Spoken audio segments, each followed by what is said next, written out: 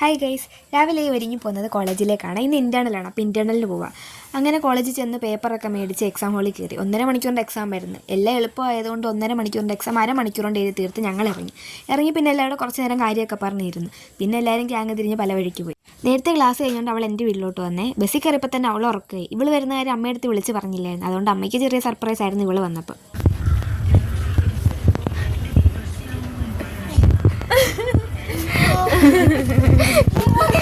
പിന്നെ അവൾ വന്നതിൻ്റെ സ്പെഷ്യലായിട്ട് അവൾക്ക് കഴിക്കാനും കുടിക്കാനും ഒക്കെ കൊടുത്ത്.